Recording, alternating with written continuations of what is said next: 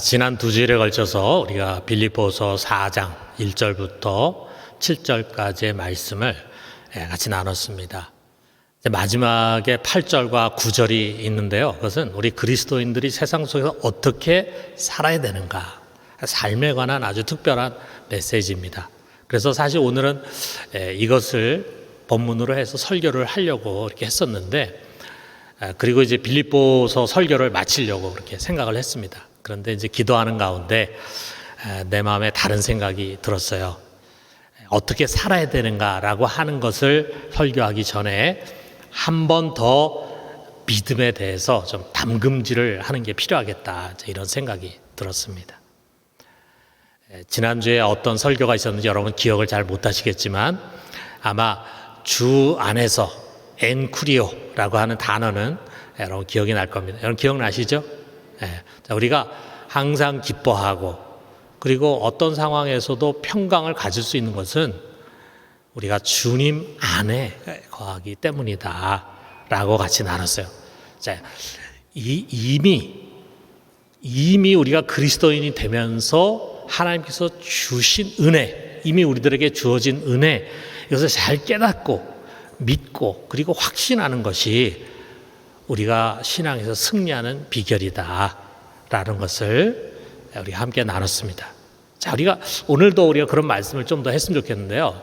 자, 이것을 위해서 먼저 우리들 속에 믿음을 한번 좀 점검을 했으면 좋겠어요. 우리 교회 오래 다니다 보면 이런저런 믿음이 우리 속에 형성이 됩니다. 자, 그런데 참 이 믿음이라는 게 중요한 게요. 믿음은 우리가 갖고 있는 생각과 행위의 근거가 됩니다. 사람은 아는 대로 행하는 게 아니라요, 믿는 대로 행하는 것입니다. 그렇게 행하지 않는 것은 그가 몰라서가 아니에요. 알긴 알지만 아직 진정으로 그것을 믿지 않기 때문입니다. 우리 세상 사람들도 그들이 믿는 바가 어떤 것을 결정하고 또 행동하는 데 아주 중요한 요소가 됩니다. 여러분 보면은, 안 믿는 사람들 보면은요, 손이라고 하는 것을 많이 믿습니다. 손. 여러분 들어보셨어요? 손이라는 게 뭐냐 하면은 사람에게 이제 해코지하는 악귀, 귀신, 그것을 이제 손이라고 말합니다. 근데 정말 손이 있어가지고 그게 사람을 해코지한다, 이렇게 생각을 하는 거예요. 그래서 이사를 할 때 이 손이 없는 날을 골라가지고 이사를 합니다. 그날이 언젠지는 저는 잘 모르겠는데 손 없는 날이 이제 있는 것 같아요. 그래서 손 없는 날 이사를 하려고 하면은요, 이사 비용이 비쌉니다. 서로 그날 하려고 하기 때문에 이사 값이 더 올라가요. 그래서 여러분, 우리 지혜로운 신앙인들은 일부러 손 있는 날을 택해가지고 저렴하게 이사를 해야 합니다. 자, 우리들에게는요, 그런 게 정말 허망한 믿음이죠. 그런데 우리 신앙인들도 우리 안에 내면을 들여다보면은 이 믿음이라고 생각을 하지만 핀트를 벗어난 부실한 믿음이 여기저기 흩어져 있어요. 믿음의 대상이 아닌 것을 붙들고 있으면서 정작 정말 기초가 돼야 할 확고한 믿음이 보이지가 않습니다. 그리고 기초가 부실한 집은 어떻게 됩니까? 조금만이라도 흔들리거나 또는 심지어는 부서질 수가 있습니다. 그래서 우리가 믿음의 점검이 이제 필요해요.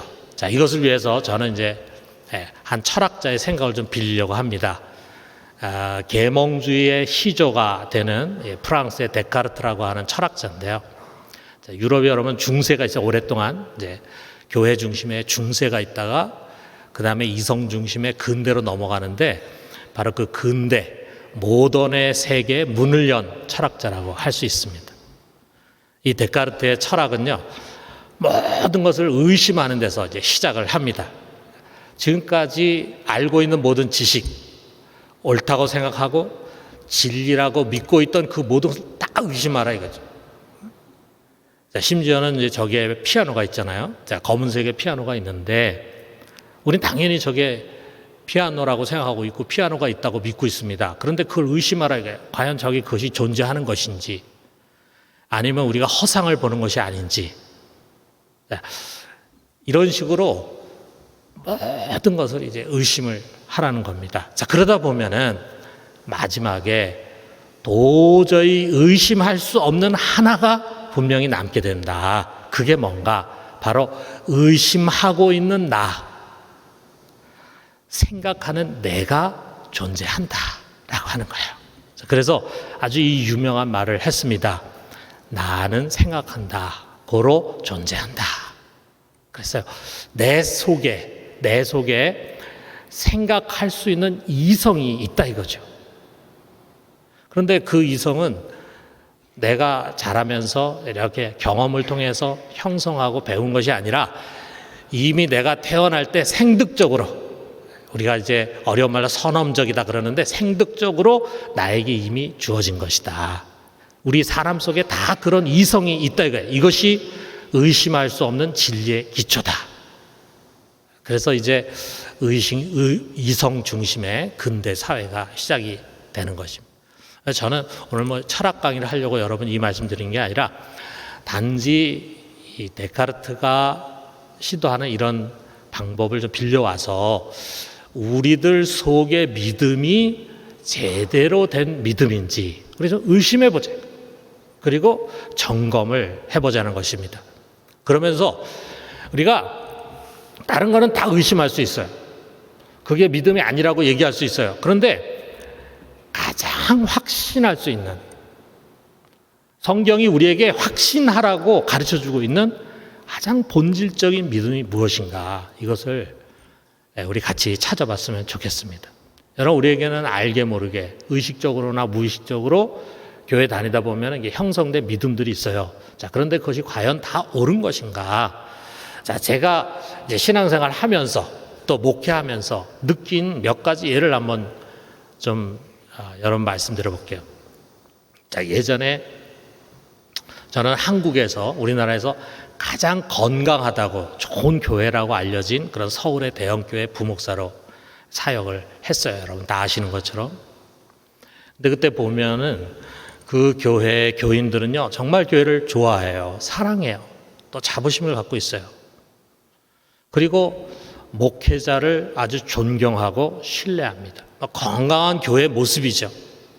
자, 그런데 그 교인들 중에 보면은 다 그런 건 아닌데 많은 사람들이요, 교회에 대한 자부심이 너무 지나쳐요. 그래가지고 알게 모르게 자기 교회가 신앙처럼 되는 사람들이 있었습니다.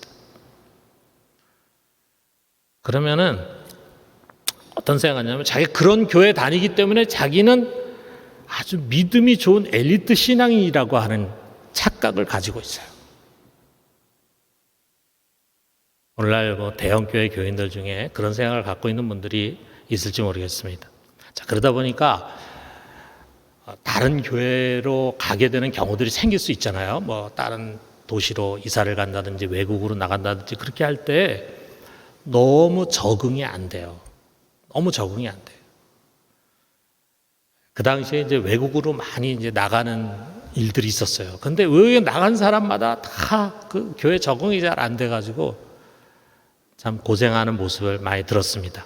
자, 그 교회에서 이제 제자훈련, 사역훈련, 훈련도 다 받고 또 순장 사역도 하다가 남편이 이제 직장 때문에 유럽에 이제 룩셈부르크라고 하는 작은 도시가 있어요. 굉장히 부유한 국가인데 룩셈부르크로 이제 이사 온 여집사님이 있었어요.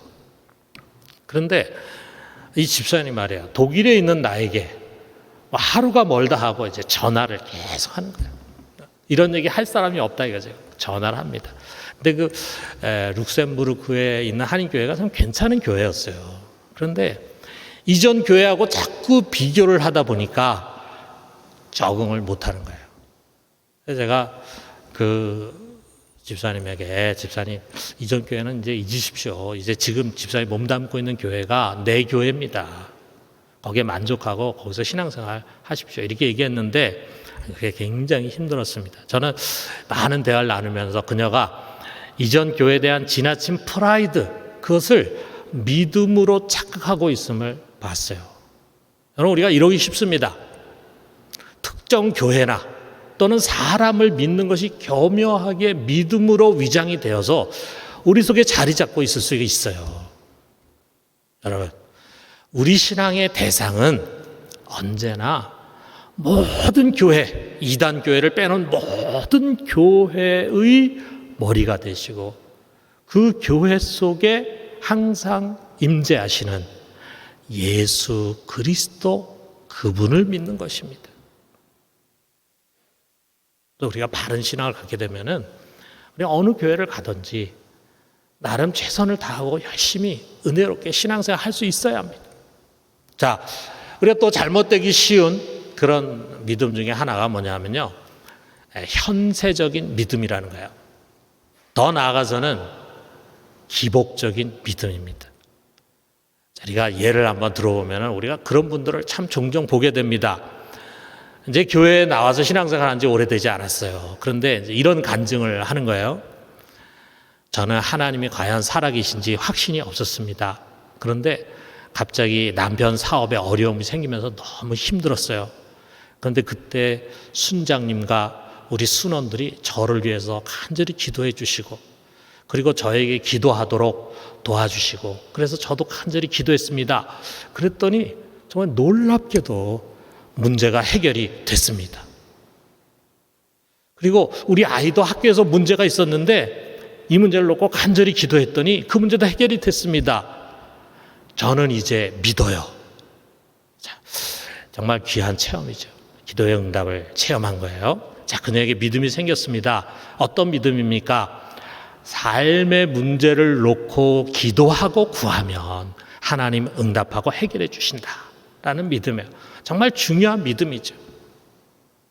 기도의 체험도 하고 기도의 확신도 갖고 기도하면 하나님 도와주신다. 정말 중요한 믿음이잖아요. 자, 그런데 이것이 계기가 돼서 이제 십자가 복음으로 나아가야 돼요.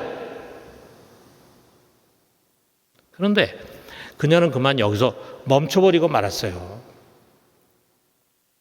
자, 그러다가 남편이 다시 또 사업에 큰 어려움이 찾아왔어요. 또 막 간절히 기도했겠죠. 자, 그런데 이번에는 잘 해결이 안 되는 거예요. 어려움이 더 가중이 됩니다. 그녀에게 회의가 찾아왔어요. 기도하면은 하나님이 꼭 응답하시고 해결해 주신다고 하는 그 믿음이 흔들리면서 그만 믿음이 없는 사람이 되고 말았습니다. 자, 왜 이렇게 됐는가? 십자가 믿음으로 나가지 못했다 이거죠. 그리고 그냥 현세적인 믿음에 머물러 있었기 때문입니다.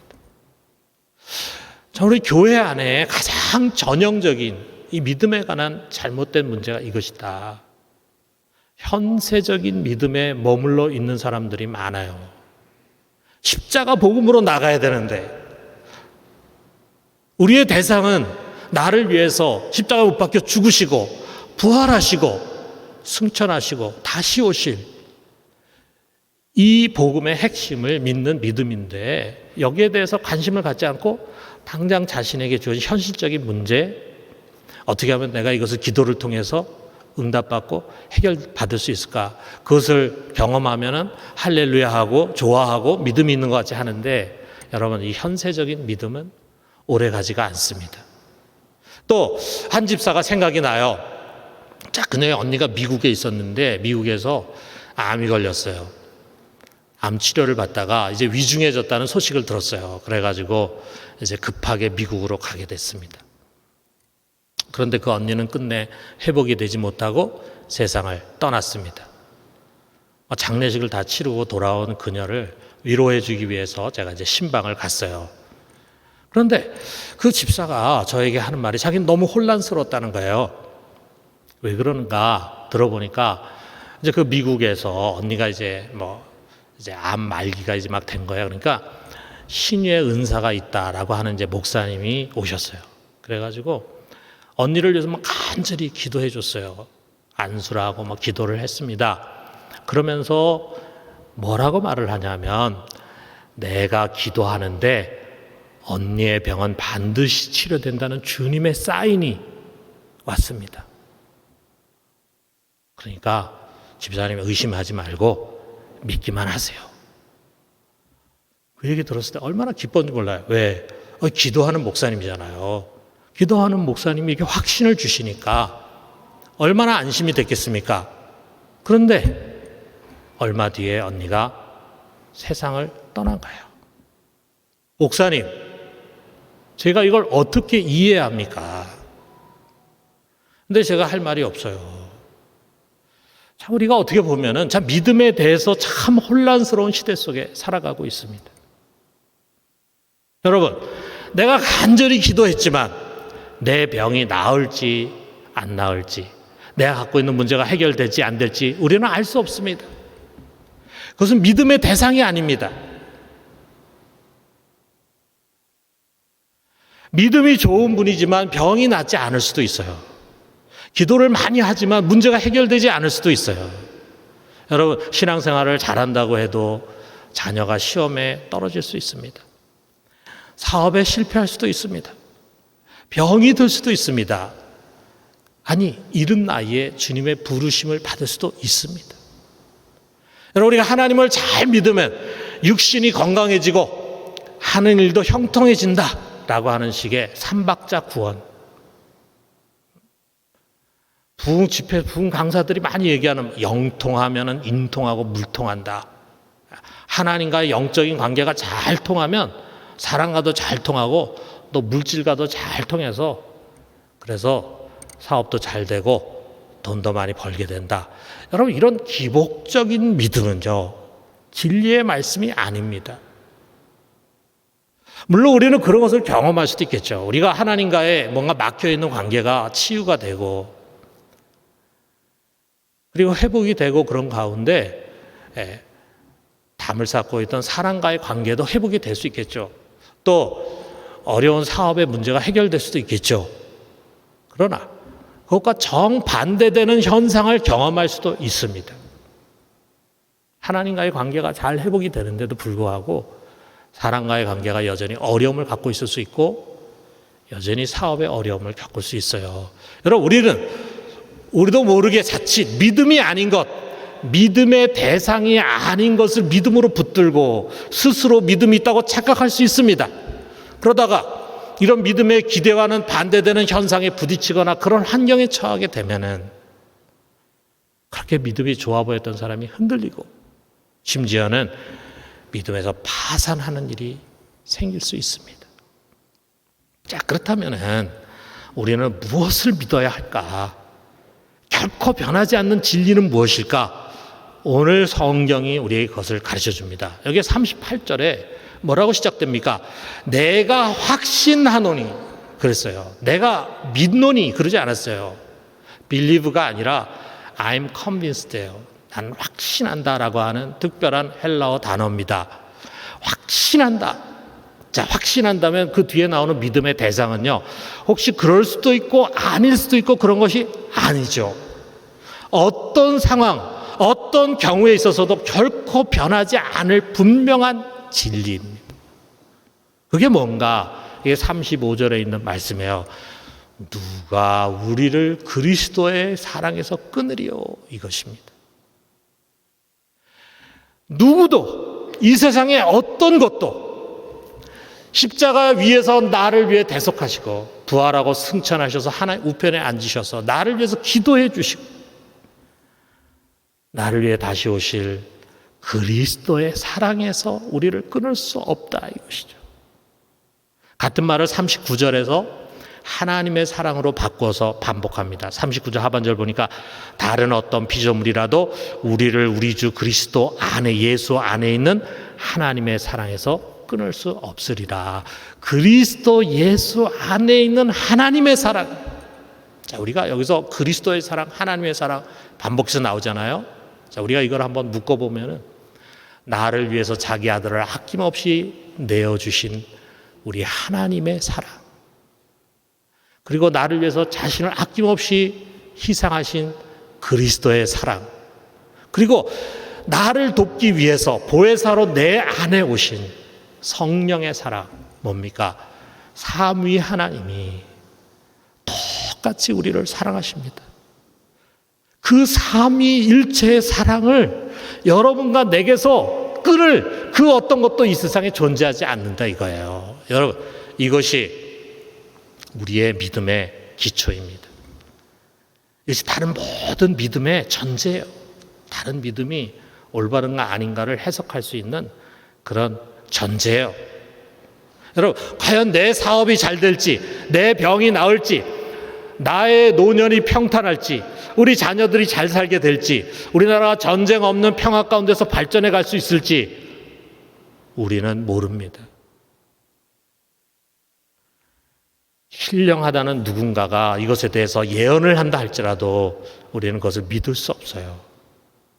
그것은 결코 확신할 수 없는 일들입니다. 그러나 우리가 확신할 수 있는 것은 그 어떤 상황에서건 미래의 어떠한 환경과 어떠한 일들이 내 앞에 펼쳐지건 우리 주 하나님은 변함없이 나를 사랑하신다 라고 하는 사실입니다.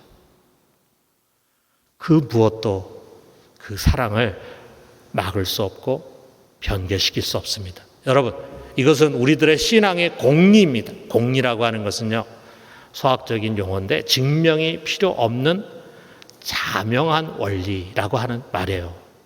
하나님의 사랑이 그렇다 이거죠. 왜 그렇습니까? 그리스도께서 우리를 위하여 죽으심으로 하나님께서 우리에 대한 그의 사랑을 확증하셨느니라. 로마서 5장 8절 말씀이잖아요. 우리에 대한 하나님의 사랑을 하나님 이미 우주 속에 확증해 버리셨어요. 그렇기 때문에 그것은 이제 자명한 일이 된 것입니다. 바로 이 자명한 일, 의심할 필요가 없는 일, 의심해서는 안 되는 이 일을 가지고 우리는 모든 것을 해석하는 거예요. 내 기도가 응답이 되지 않은 것도 하나님 나를 지극히 사랑하기 때문입니다. 나에게 이런저런 고난과 시련과 어려움이 온 것도 하나님 나를 사랑하지 않아서가 아니라 하나님 나를 사랑하시기 때문에, 심지어 나의 잘못하고 죄진 것에 대해서 하나님이 징계를 하시고 채찍질 하셔도 그 하나님 나를 사랑하지 않아서가 아니라 너무 나를 사랑하시기 때문이에요. 우리에게 일어나는 모든 일은 이 분명하고 자명한, 우리가 확신해야 되는 하나님의 사랑으로 해석을 해야 되는 것입니다. 자, 그런데 여러분, 문제가 있어요. 우리에게는요, 이 사랑을 의심하게 하는 일들이 수없이 찾아옵니다.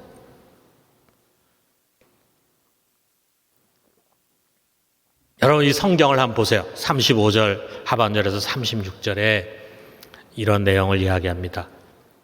환난이나 곤고나 박해나 기근이나 적신이나 위험이나 칼이랴. 이 세상에 무엇이 우리를 그리스도의 사랑에서 끊겠는가 하면서 이런 것들이 열거합니다. 기록된 바 우리가 종일 주를 위하여 죽임을 당하게 되며 도살당할 양같이 여김을 받았나이다 함과 같으니라. 우리가 이 상황을 좀 더 쉽게 풀어서 쓴다면 이런 것입니다. 나에게 너무나도 큰 환난과 괴로운 일들이 찾아왔습니다. 내가 예수를 믿는다는 이유로 가정에서, 직장에서 핍박을 당하고 있습니다. 게다가 사업이 기울어지더니 망해서 이제는 먹는 것, 입는 것을 염려해야 하는 처지가 되었습니다. 엊그제는 죽을 뻔한 위험한 사고도 만났고 집에 칼을 든 강도가 들어가지고 너무 놀라기도 했습니다.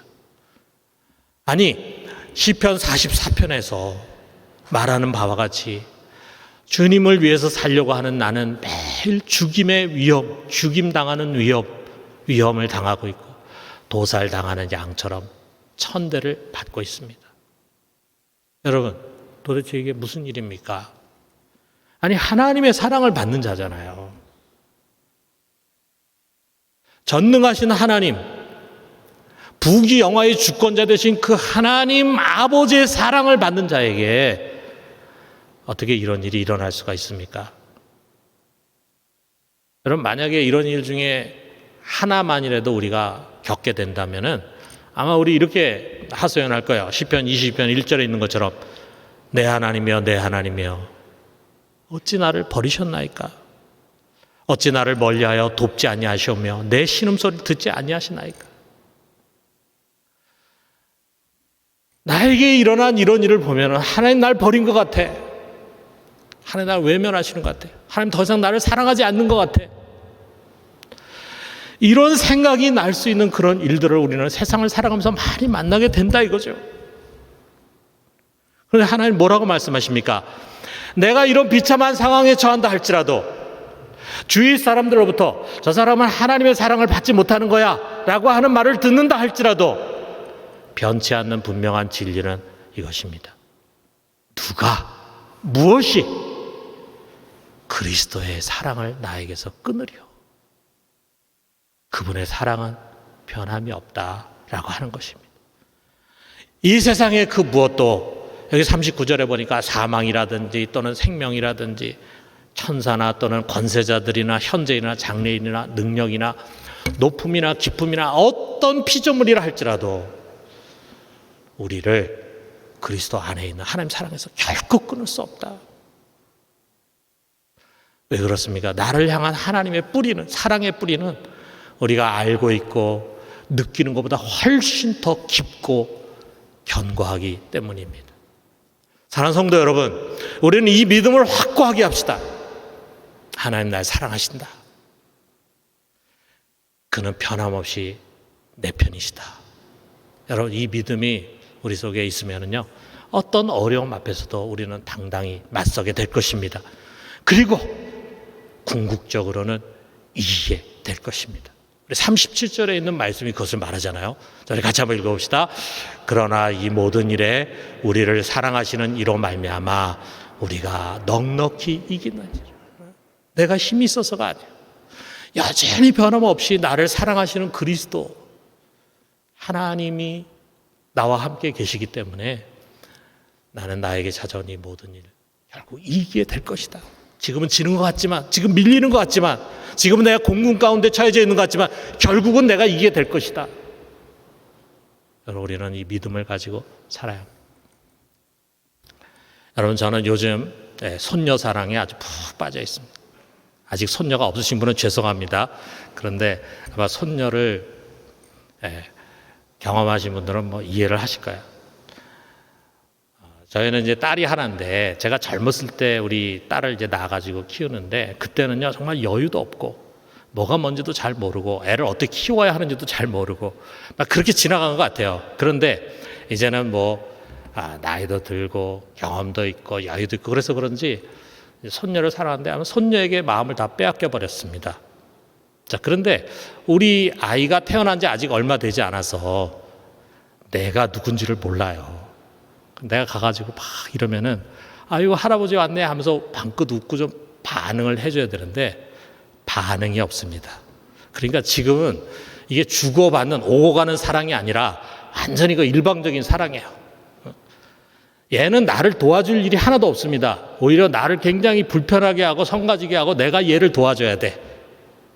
도움을 받기만 합니다. 거기서 더 나아가지고 온 가족을 자기를 수발하게 하는데 쩔쩔매게 하는 그야말로 독불 장군이에요. 그럼에도 불구하고 무조건 사랑이 갑니다. 우리 할머니 할아버지 이해하시죠? 여러분 다 경험하셨죠? 무조건 사랑이 갑니다. 그러면서 저는 그것을 느껴요. 아, 하나님의 사랑이 나를 향한 하나님의 사랑이 이런 건가 보다 생각이 듭니다. 내가 하나님께 무슨 도움이 되거나 또는 하나님께 사랑받을 만한 가치가 있어서 나를 사랑하는 게 아닙니다. 그러면 하나님의 사랑은 그런 게 아니에요. 내가 의롭게 살아서 멋있게 살아서 좋은 열매를 많이 맺어서 하나님께 영광 돌릴 만한 그런 은사와 재주를 갖고 있어서 하나님 기특해서 나를 사랑하시는 거 아닙니다. 나는 여전히 늘 넘어집니다. 여전히 흔들립니다. 연약한 자입니다. 그야말로 쓸모없는 질그릇과 같은 자입니다. 그런데 그런 나를 하나님은요 그냥 무조건 사랑해 주세요. 변함없이 나를 긍휼히 여겨 주십니다. 나를 품어 주십니다. 나를 이해해 주시고 용납해 주십니다. 그리고 항상 나를 향해서 이렇게 말씀하십니다. 너는 내 보배롭고 존귀한 자야. 여러분, 한 사람 한 사람에게 우리 하나님 그렇게 말씀하십니다. 이것이 하나님의 사랑이고 하나님의 은혜입니다. 사랑하는 성도 여러분, 우리 믿음을 확고히 합시다. 어떤 환경, 어떤 상황에서건 여러분 다른 건 다 의심해도 이것은 의심하지 말아요. 누가 다 그리스도의 사랑에서 우리를 끊으리요. 이 모든 일에 우리를 사랑하시는 이로 말미암아 우리가 넉넉히 이기느니라. 이 확신 위에서 항상 믿음으로 승리하는 우리 모두가 되기를 주님의 이름으로 축원합니다.